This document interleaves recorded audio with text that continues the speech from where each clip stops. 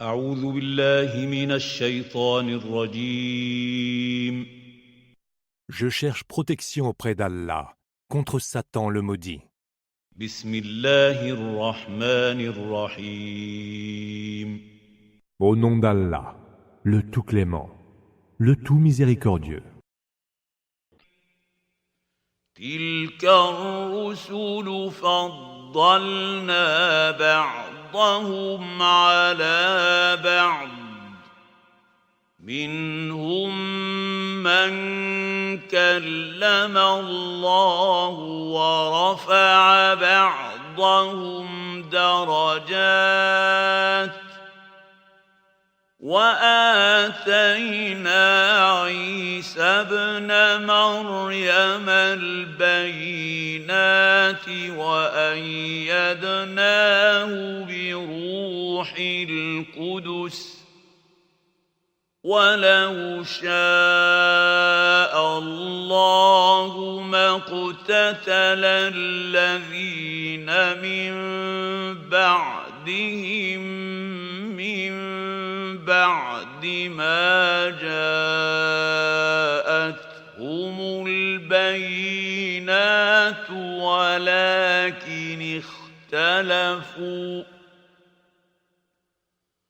ولكن اختلفوا فمنهم من آمن ومنهم من كفر ولو شاء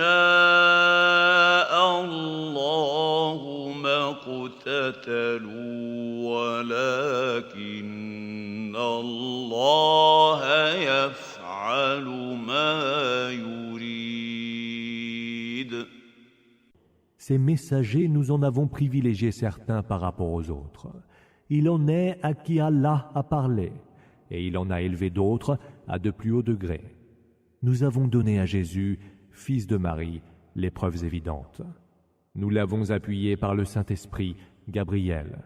Si Allah avait voulu, ceux qui vinrent après eux ne se seraient point entretués, ayant déjà reçu les preuves évidentes. Mais ils tombèrent en désaccord. Les uns parmi eux avaient cru, et les autres avaient mécru. Si Allah avait voulu, ils ne se seraient point entretués. Mais Allah fait ce qu'il veut. يا أيها الذين آمنوا أنفقوا مما رزقناكم من قبل أن يأتي يوم لا بيع فيه ولا خلة ولا شفاعة والكافرون هم الظالمون. Ô vous qui avez cru, donnez en aumône de ce que nous vous avons octroyé avant qu'un jour vienne, où il n'y aura point de rachat, ni d'amitié, ni d'intercession. Et les mécréants, ce sont eux les injustes. الله لا إله إلا هو الحي القيوم لا تأخذه سنة ولا نوم له ما في السماوات وما في الأرض من ذا الذي يشفع عنده إلا بإذنه يعلم ما بين أيديهم وما خلفهم ولا يحيطون بشيء من علمه إلا بما شاء وسع كرسيه السماوات والأرض ولا يؤوده حفظهما وهو العلي العظيم. Allah, point d'autre divinité que lui, le vivant, l'éternel, veilleur sur toutes choses. Al-Qayyum. Aucun assoupissement ne le prend, ni aucun sommeil. À lui appartient ce qui est dans les cieux et sur la terre. Qui donc intercède auprès de lui, sinon avec sa permission? Il sait ce qui est devant eux et ce qui est derrière eux, et ceux-ci n'embrassent rien de sa science, excepté ce qu'il veut. Son trône excède en largeur les cieux et la terre, dont la garde et le maintien ne lui causent aucune peine, car il est le Très-Haut, le Très-Grand.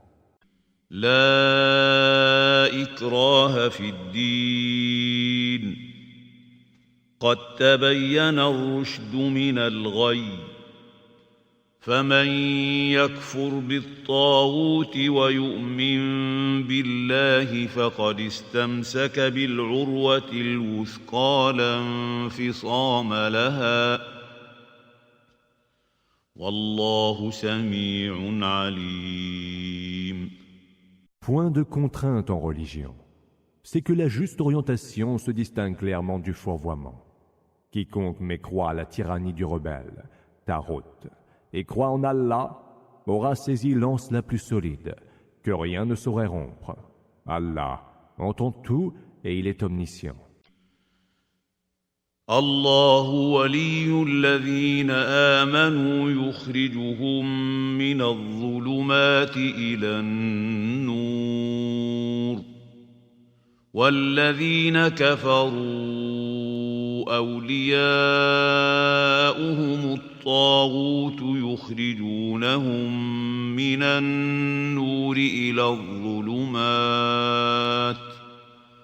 أولئك أصحاب النار هم فيها خالدون. Allah est le guide protecteur de ceux qui ont cru. Il les fait sortir des ténèbres vers la lumière. Ceux qui ont mécru ont pour guide protecteur les Tarot, leurs idoles tyranniques, qui les font sortir de la lumière vers les ténèbres. Ceux-là sont les hôtes du feu, où ils séjourneront pour l'éternité. ألم تر إلى الذي حاج إبراهيم في ربه أن آتاه الله الملك إذ قال إبراهيم ربي الذي يحيي ويميت قال أنا أحيي وأميت قال إبراهيم فإن الله يأتي بالشمس من المشرق فأت بها من المغرب فبهت الذي كفر والله لا يهدي القوم الظالمين. N'as-tu donc pas considéré l'histoire de celui qui, Allah l'ayant fait roi, disputa avec Abraham au sujet de son Seigneur. Abraham dit alors, « Mon Seigneur est celui qui dispense la vie et la mort. »« Moi aussi, je dispense la vie et la mort, » répliqua l'autre. Et Abraham lança alors, « Allah fait venir le soleil par l'est. Fais-le donc se lever par l'ouest. » Le mécréant en resta stupéfait. Et Allah ne guide pas les gens injustes. أو كالذي مر على قرية وهي خاوية على عروشها قال أنى يحيي هذه الله بعد موتها فأماته الله 100 عام ثم بعثه قال كم لبثت قال لبثت يوما أو بعض يوم قال بل لبثت 100 عام فانظر إلى طعامك وشرابك لم يتسنه وانظر إلى حمارك ولنجعلك آية للناس وانظر إلى العظام كيف ننشزها ثم نكسوها لحما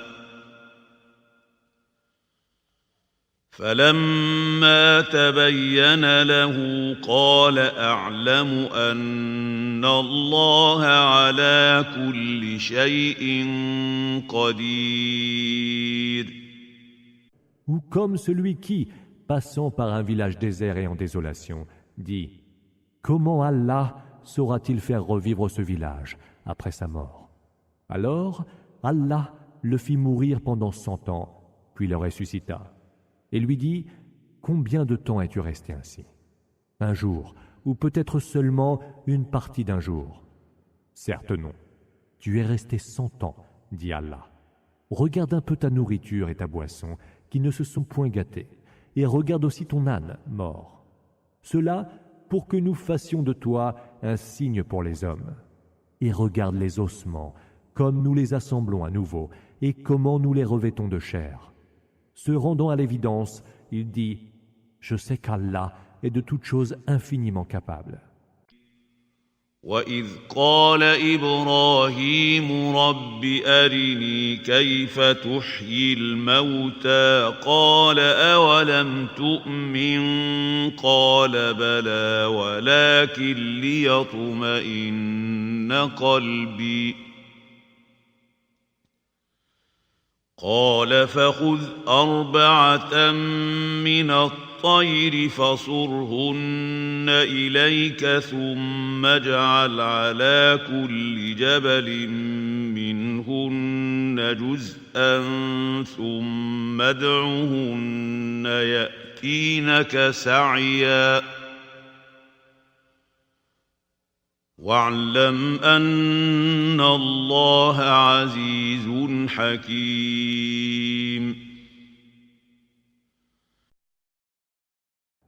Et quand Abraham eut dit « Seigneur, montre-moi comment tu fais revivre les morts. » Allah répondit « N'as-tu pas encore la foi ?»« Si, dit Abraham, je veux seulement que mon cœur soit rasséréné. » Prends alors 4 oiseaux, découpe-les, mets-en un morceau sur chaque montagne, puis appelle-les. Ils voleront vers toi à toutes ailes déployées. Et sache qu'Allah est tout-puissant et sage. مثل الذين ينفقون أموالهم في سبيل الله كمثل حبة أنبتت 7 سنابل في كل سنبلة 100 حبة والله يضاعف لمن يشاء والله واسع عليم. Ceux qui dépensent leurs biens dans le chemin d'Allah sont tels un grain qui fait pousser 7 épis à 100 grains chacun.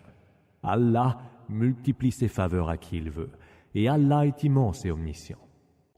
الذين ينفقون أموالهم في سبيل الله ثم لا يتبعون ما أنفقوا منا ولا أذى لهم أجرهم عند ربهم ولا خوف عليهم لهم أجرهم عند ربهم ولا خوف عليهم ولا هم يحزنون. Ceux qui dépensent leurs biens dans le chemin d'Allah, puis ni ne s'en vantent, ni n'humilient autrui, auront une récompense auprès de leur Seigneur. Il n'y aura aucune crainte pour eux, et ils n'auront aucune affliction. قول معروف ومغفرة خير من صدقة يتبعها أذى والله غني حليم. Une parole agréable et un pardon valent bien mieux qu'une charité suivie d'un tort. Allah se passe de toute richesse et il est indulgent. يا أيها الذين آمنوا لا تبطلوا صدقاتكم بالمن والأذى كالذي ينفق ماله رئاء الناس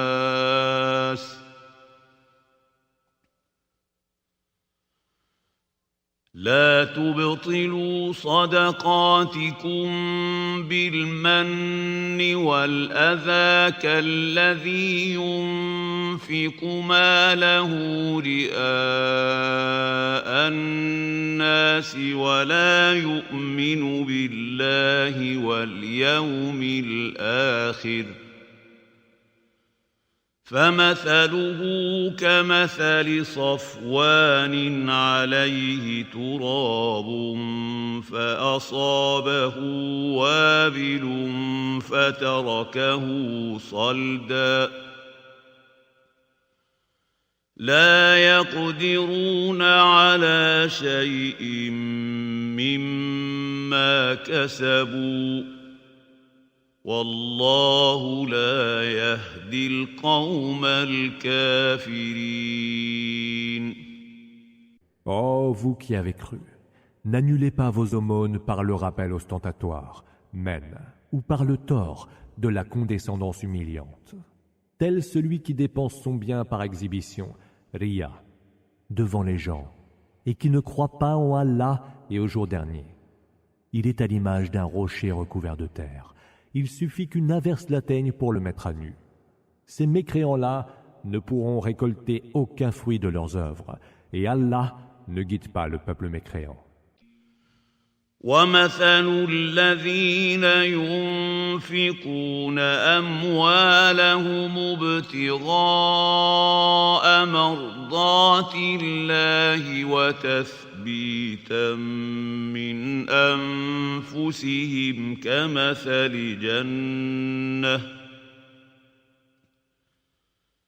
كمثل جنة بربوة أصابها وابل فآتت أكلها ضعفين فإن لم يصبها وابل فطل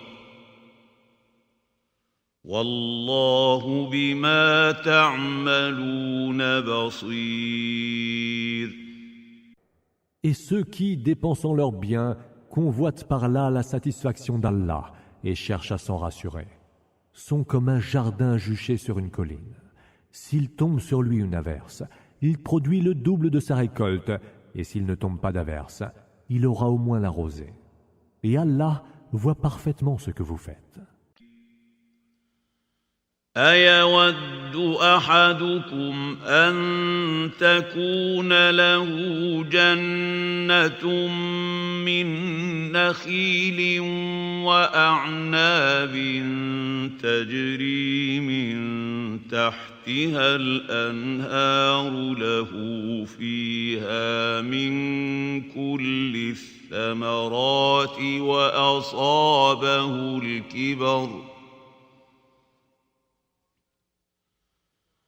وأصابه الكبر وله ذرية ضعفاء فأصابها إعصار فيه نار فاحترقت كذلك يبين الله لكم الآيات لعلكم تتفكرون.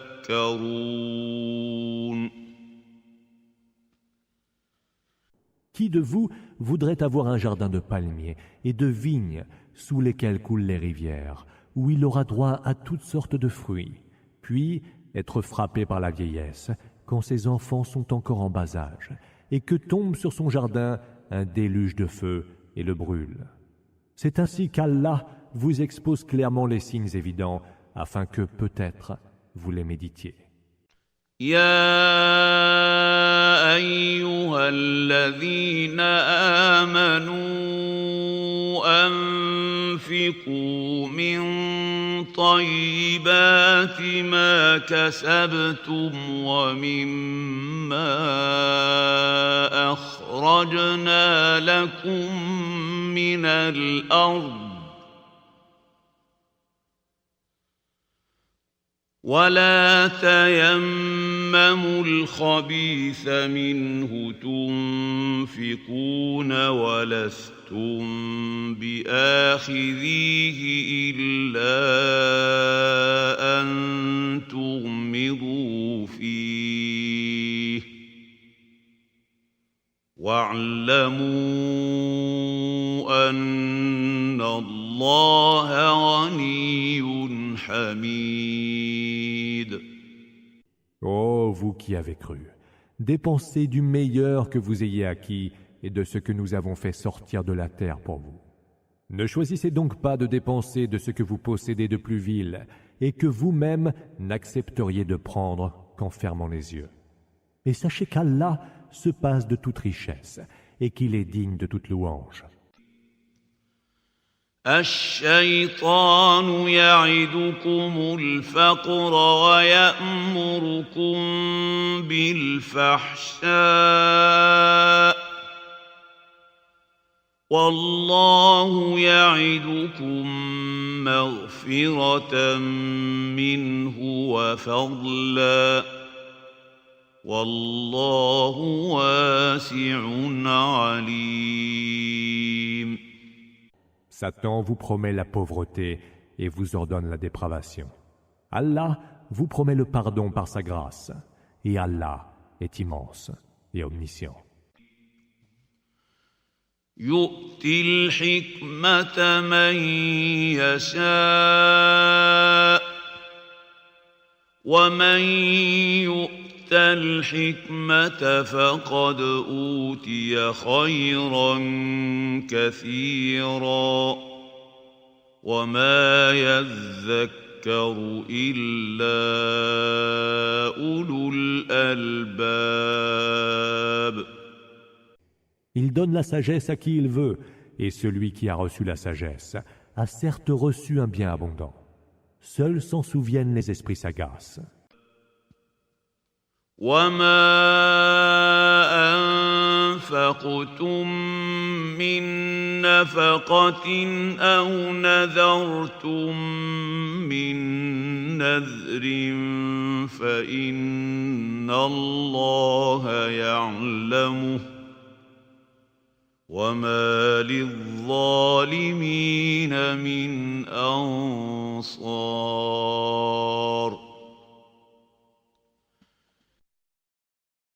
Quelque dépense en aumône que vous ayez faite, quelque vœu pieux que vous ayez formé, Allah le sait. Mais les injustes n'auront aucun secours. إن تبدوا الصدقات فنعما هي وإن تخفوها وتؤتوها الفقراء فهو خير لكم ويكفر عنكم من سيئاتكم والله بما تعملون خبير.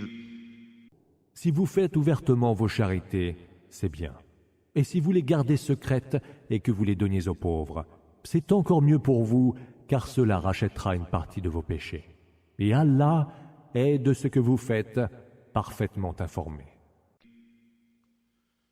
ليس عليك هداهم ولكن الله يهدي من يشاء وما تنفقوا من خير فلأنفسكم وما تنفقون إلا ابتغاء وجه الله وما تنفقوا من خير يوفى إليكم وأنتم لا تظلمون. Il ne t'appartient pas de les guider vers la juste voie, mais Allah guide qui il veut. Tout ce que vous aurez dépensé comme bien le sera pour vous-même. Vous l'aurez dépensé pour être agréable à Allah. Tout ce que vous aurez dépensé comme bien vous sera généreusement rendu, et vous ne serez point lésés. للفقراء الذين أحصروا في سبيل الله لا يستطيعون ضربا في الأرض يحسبهم الجاهل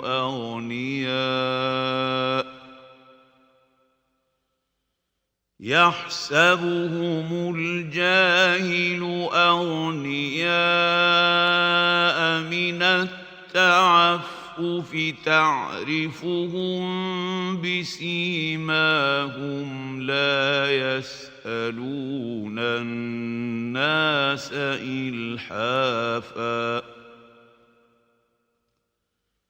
وما تنفقوا من خير فإن الله به عليم.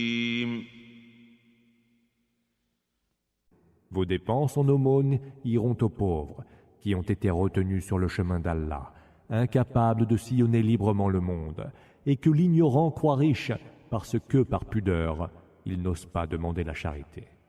Tu les reconnaîtras à leurs signes particuliers. Ils n'incommodent pas les gens en mendiant avec insistance. Et tout ce que vous dépensez comme bien, Allah le sait parfaitement.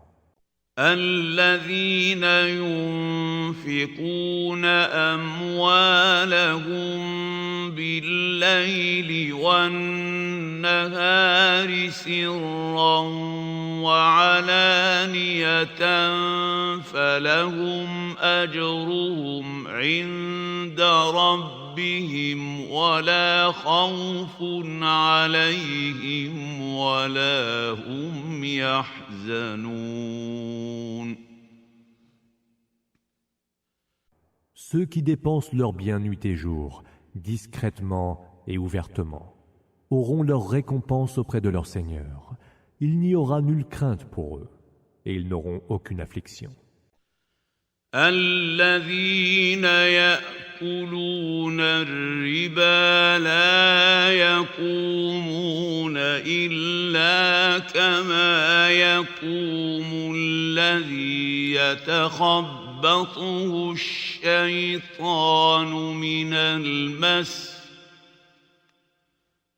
ذلك بأنهم قالوا إنما البيع مثل الربا وأحل الله البيع وحرم الربا فمن جاءه موعظة من ربه فانتهى فله ما سلف وأمره إلى الله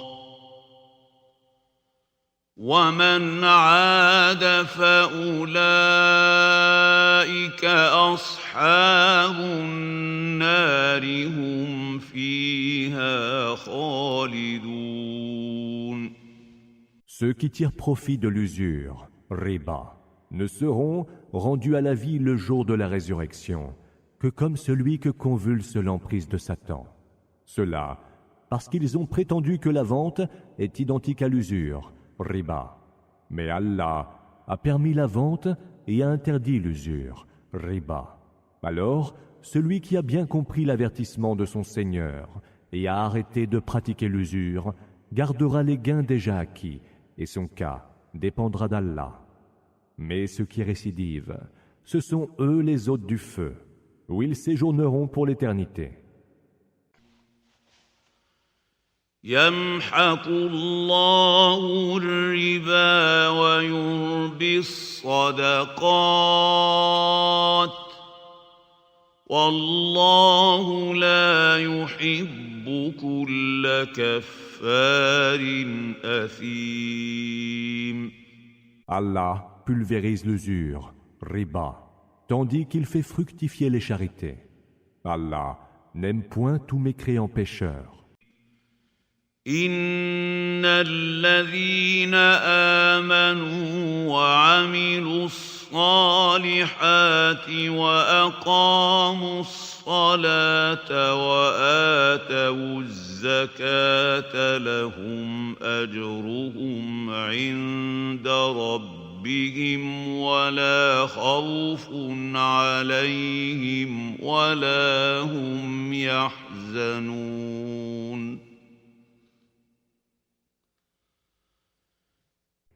Ceux qui ont cru ont accompli les bonnes œuvres, ont observé la salat et se sont acquittés de la zakat. Ceux-là ont leur récompense auprès de leur Seigneur. Il n'y aura nulle crainte pour eux et ils n'auront aucune affliction. يا أيها الذين آمنوا اتقوا الله وذروا ما بقي من الربا إن كنتم مؤمنين. Ô vous qui avez cru, craignez Allah et renoncez à ce qui reste des gains usuraires, riba, si vous êtes croyants. فإن لم تفعلوا فأذنوا بحرب من الله ورسوله وإن تبتم فلكم رؤوس أموالكم لا تظلمون ولا تظلمون. Si vous ne le faites pas, attendez-vous à une guerre de la part d'Allah et de son messager. Et si vous vous repentez, vous aurez toujours vos capitaux. Vous ne léserez point et vous ne serez point lésés. وَإِن كَانَ ذُو عُسْرَةٍ فَنَظِرَةٌ إِلَىٰ مَيْسَرَةٍ وَأَن تَصَدَّقُوا خَيْرٌ لَّكُمْ إِن كُنتُمْ تَعْلَمُونَ. Si l'un de vos débiteurs est dans la gêne, accordez-lui un délai jusqu'à ce que sa situation s'améliore. Mais ce serait bien meilleur pour vous de renoncer à votre droit par charité, si vous saviez. واتقوا يوما ترجعون فيه إلى الله ثم توفى كل نفس ما كسبت وهم لا يظلمون.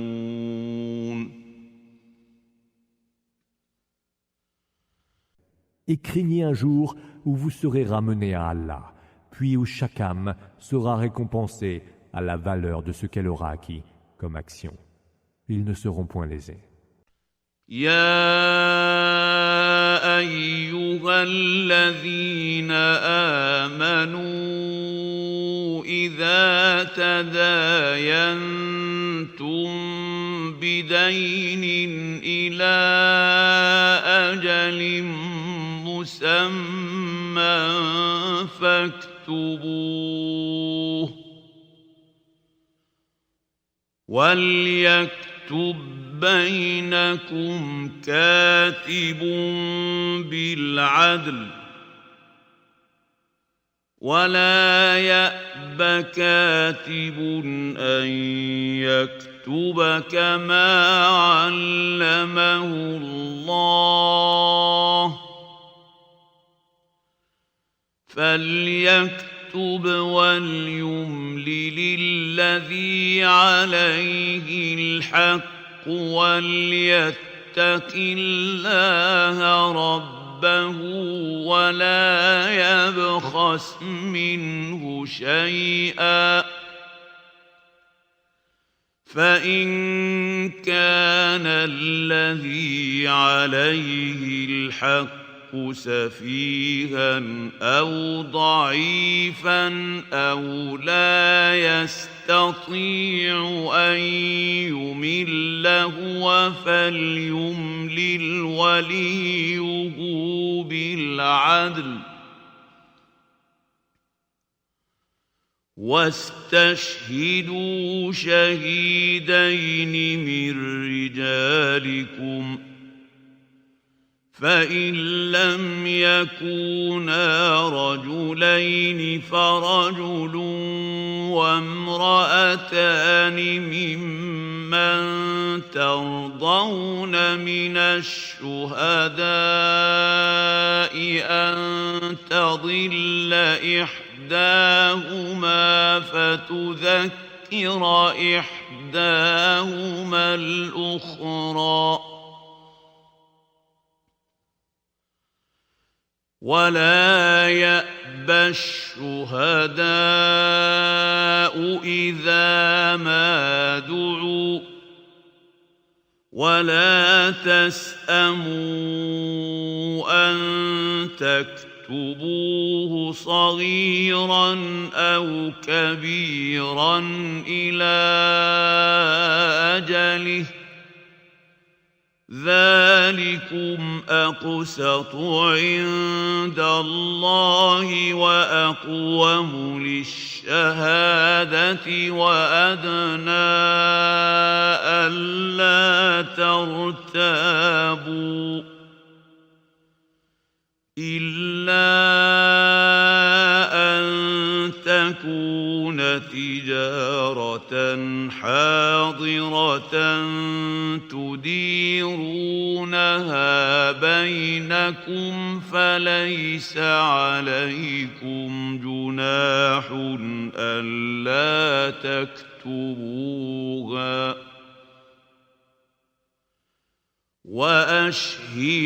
وأشهدوا إذا تبايعتم ولا يضار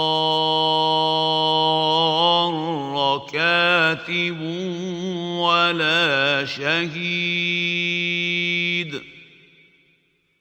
وإن تفعلوا فإنه فسوق بكم واتقوا الله ويعلمكم الله والله بكل شيء عليم. Ô vous qui avez cru, lorsque vous contractez une dette à terme, qu'elle soit donc enregistrée par écrit, et qu'un scripteur la consigne entre vous avec équité. Aucun scripteur ne doit refuser d'écrire conformément à ce qu'Allah lui a enseigné. Qu'il écrive donc pendant que le débiteur dicte, que ce dernier craigne Allah, son Seigneur, et ne réduise rien de sa dette. Si le débiteur est débile, faible ou incapable de dicter lui-même, que dicte alors son tuteur avec équité. Faites-vous assister par 2 hommes parmi les vôtres comme témoins. Si vous n'en trouvez pas 2, que ce soit un homme et 2 femmes parmi celles que vous admettez comme témoins, afin que si l'une d'elles s'égare, l'autre lui rappelle les faits. Les témoins n'auront pas à refuser quand ils sont appelés à témoigner. Et n'hésitez pas à l'écrire, la dette, qu'elle soit petite ou grande, en fixant bien le terme.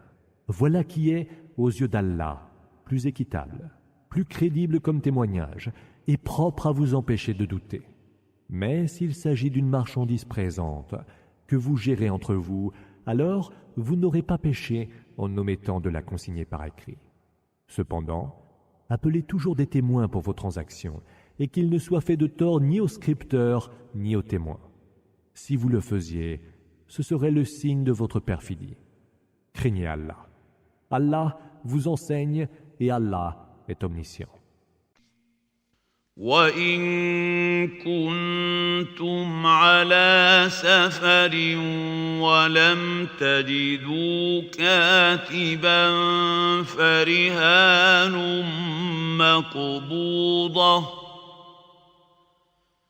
فإن أمن بعضكم بعضا فليؤد الذي اؤتمن أمانته وليتق الله ربه ولا تكتموا الشهادة ومن يكتمها فإنه آثم قلبه والله بما تعملون عليم. Et si vous êtes en voyage et que vous ne trouviez pas de scripteur, un gage remis en main propre suffira. Et si vous vous tenez l'un l'autre en confiance, que celui à qui quelque chose a été confié le restitue. Qu'il craigne Allah, son Seigneur. Ne retenez pas le témoignage. Celui qui le retient a certes péché en son cœur. Et Allah sait parfaitement ce que vous faites. لله ما في السماوات وما في الأرض وإن تبدوا ما في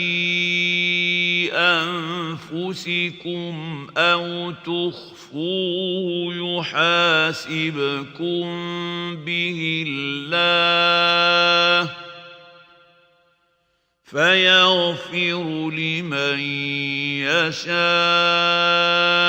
ويعذب من يشاء والله على كل شيء قدير.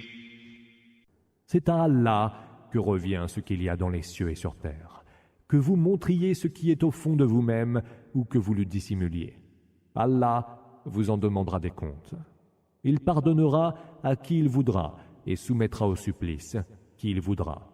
Et Allah est de toutes choses infiniment capable. آمن الرسول بما أنزل إليه من ربه والمؤمنون كل آمن بالله وملائكته وكتبه ورسله لا نفرق بين أحد من رسله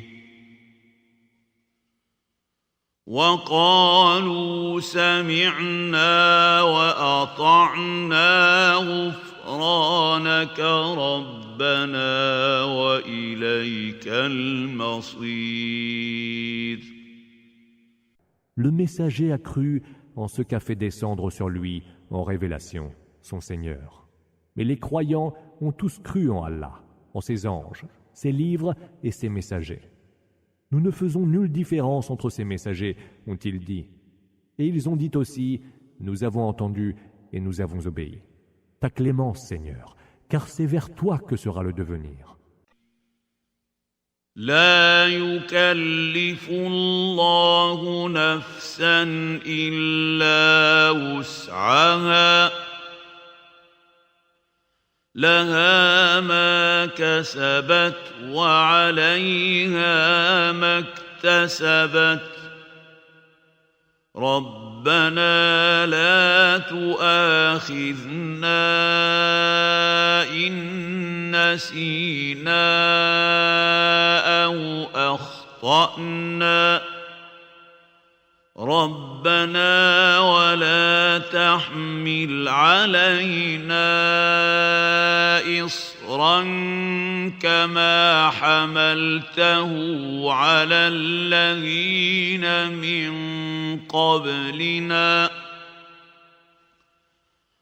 ربنا ولا تحملنا ما لا طاقة لنا به واعف عنا واغفر لنا وارحمنا أنت مولانا فانصرنا على القوم الكافرين. Allah n'impose à une âme que ce qu'elle peut supporter. Elle aura la récompense du bien qu'elle aura fait et la punition du mal qu'elle aura commis. Seigneur, ne nous en veux pas si nous avons oublié ou failli. Seigneur, ne nous fais pas porter le fardeau dont tu as chargé ceux qui nous ont précédés. Seigneur, ne nous fais pas supporter au-delà de nos capacités. Veuille nous accorder ta clémence. Pardonne-nous et accueille-nous dans ton infinie miséricorde. Tu es notre maître. Fais-nous donc triompher du peuple mécréant. سورة آل عمران. أعوذ بالله من الشيطان الرجيم. Je cherche protection auprès d'Allah contre Satan le maudit. بسم الله الرحمن الرحيم. Au nom d'Allah, le tout clément, le tout miséricordieux. ألف لام ميم. Alif, Lam, Mim. الله لا إله إلا هو الحي القيوم. Allah, point d'autre divinité que lui, le vivant, l'éternel veilleur sous toutes choses, Al-Qayyum. نزل عليك الكتاب بالحق مصدقا لما بين يديه وأنزل التوراة والإنجيل. Il a fait descendre sur toi, en révélation, le livre de la vérité pour confirmer les précédents livres. Et il a fait descendre la Torah et l'Évangile. من قبل هدى للناس وأنزل الفرقان. إن الذين كفروا بآيات الله لهم عذاب شديد والله عزيز ذو انتقام. Dès avant, pour guider, Huda, les hommes. Et il a fait descendre en révélation le discernement, Al-Furqan. Ceux qui n'ont pas cru au signe d'Allah seront soumis à un terrible supplice. Car Allah est tout-puissant et il a fait sienne la vengeance. Inna Allah la yakhfa alayhi shay'un fil ardi wa la fis sama'. Rien n'échappe à l'attention d'Allah sur terre et dans les cieux. هو الذي يصوركم في الأرحام كيف يشاء لا إله إلا هو العزيز الحكيم. C'est lui qui, comme il veut, vous façonne dans les matrices. Point d'autre divinité que lui, le Tout-Puissant, le Sage. هو الذي أنزل عليك الكتاب منه آيات محكمات هن أم الكتاب وأخر متشابهات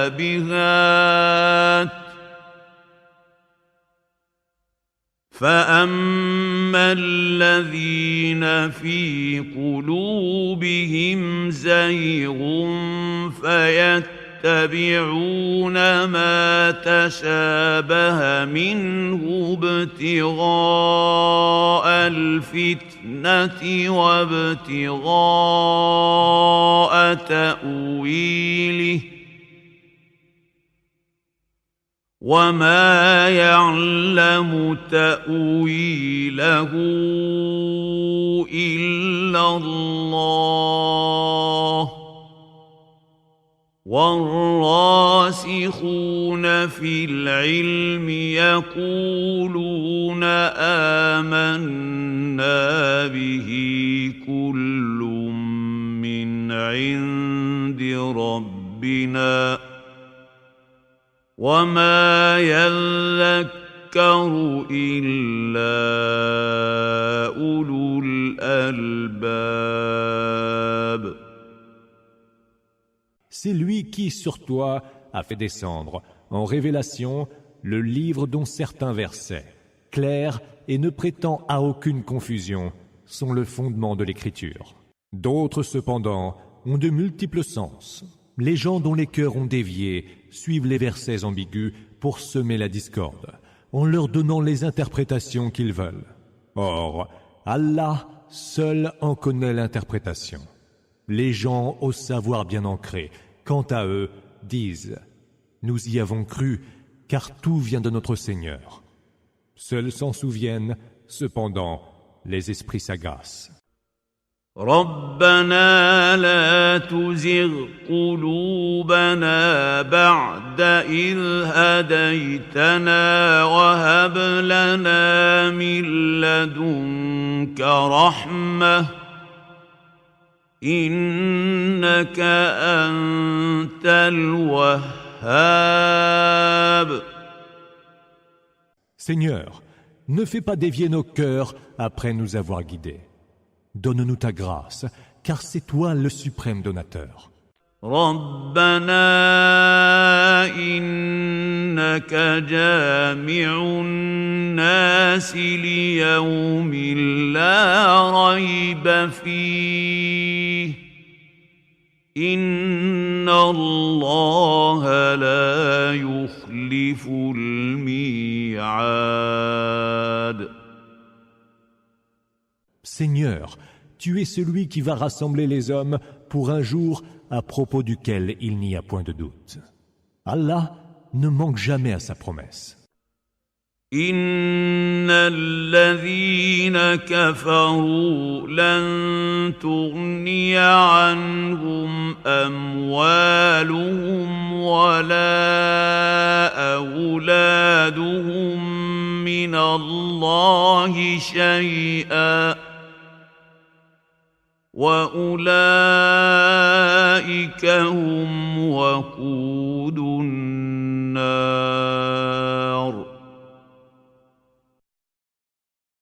Ceux qui ont mécru, ni leurs biens, ni leur progéniture ne les préserveront de la colère d'Allah.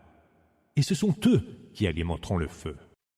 كدأب آل فرعون والذين من قبلهم كذبوا بآياتنا فأخذهم الله بذنوبهم والله شديد العقاب. Tel fut le cas du peuple de Pharaon et ceux qui les précédèrent. Ils traitèrent nos signes de mensonges, alors Allah les a châtiés pour leurs péchés. Et Allah a le châtiment très dur. قل للذين كفروا ستغلبون وتحشرون إلى جهنم وبئس المهاد. Dis à ceux qui ont mécru, vous serez vaincus et rassemblés en foule dans la géhenne. Et alors là, quelle horrible couche! قد كان لكم آية في فئتين التقتا فئة تقاتل في سبيل الله وأخرى كافرة يرونهم مثليهم رأي العين والله يؤيد بنصره من يشاء إن في ذلك لعبرة لأولي الأبصار. Ce fut un signe pour vous que cette rencontre de deux troupes dont l'une combattait dans le chemin d'Allah et l'autre était mécréante. Aux yeux des mécréants, les croyants paraissaient le double de ce qu'ils étaient eux-mêmes. Allah appuie par son secours qui il veut, et en cela, il y a une leçon à tirer par les esprits lucides.